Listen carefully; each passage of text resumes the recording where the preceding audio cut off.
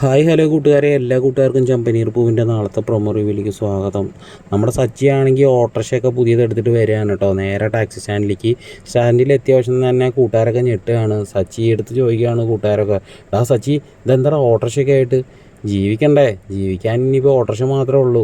അതുകൊണ്ട് ഞാൻ ഓട്ടോറിക്ഷ ഓടിക്കാൻ തീരുമാനിച്ചു. എങ്ങനെയായാലും ജീവിച്ചാൽ പോരടാന്ന് പറയുകയാണ്.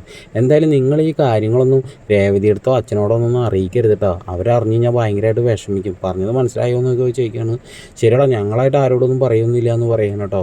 പിന്നീടാണെങ്കിൽ രേവതിയുടെ അമ്മയും അനിയത്തിയും കൂടിയിട്ട് നമ്മുടെ രവിവേട്ടൻ്റെ വീട്ടിലേക്ക് വരികയാണ്. അപ്പോൾ രവിവേട്ടൻ്റെ മുന്നിൽ വെച്ചിട്ട് ചന്ദ്രമതി വളരെ മോശമായിട്ട് രേവതിയുടെ അമ്മേനെ പറയുകയാണ്, അങ്ങേര് ബസ്സിൻ്റെ അടിയിലേക്ക് വീണില്ലായിരുന്നെങ്കിൽ ഈ വീട്ടിൽ പല കാര്യങ്ങളും നടക്കില്ല, പല ആളുകൾ ഈ കുടുംബത്തിലേക്ക് വന്നേരുന്നില്ല എന്ന് പറയണം കേട്ടോ. അത് കേൾക്കുമ്പോൾ രേവതിയുടെ അമ്മയ്ക്കും അനിയത്തിക്കും രേവതിക്കൊക്കെ ഭയങ്കര സങ്കടമാണ്. അപ്പോൾ ചന്ദ്രമതിയുടെ രവിവേട്ടൻ പറയുന്നത്, ചന്ദ്ര നീ ഒന്നും മിണ്ടാതിരിക്കുമെന്ന് പറയണം. പിന്നീട് കാണിക്കണമെങ്കിൽ നമ്മുടെ സുധീനാണെങ്കിൽ ഹോട്ടലിൽ സപ്ലൈ ചെയ്യണതിൻ്റെ ഇടയ്ക്ക് പെട്ടെന്ന് സാമ്പാർ വേറൊരാളുടെ മേത്തേക്ക് തെറിക്കുകയാണ് കേട്ടോ. അപ്പോൾ ആ പുള്ളിക്കാരൻ ഭയങ്കരമായിട്ട് ദേഷ്യപ്പെട്ടു, നിനക്ക് കണ്ണൊന്നുമില്ലടാ, നീ എവിടെ നോക്കിയിട്ടാടാ നിൽക്കണത്, പഠിപ്പും ഒരു കുന്തം ഇല്ലാത്തവെന്ന് പറഞ്ഞ് വളരെ മോശമായിട്ട് പറയുമ്പോൾ സുധി പൊട്ടിത്തെറിക്കണം. ആർക്കാടാ പഠിപ്പില്ലാത്ത, എനിക്ക് പഠിപ്പൊക്കെ ഉണ്ട്, നീ ആടാ പഠിപ്പില്ലാത്തവെന്ന് പറഞ്ഞിട്ട് അങ്ങോട്ട് ഇങ്ങോട്ട് ഭയങ്കര വർത്തമാനമാണ്.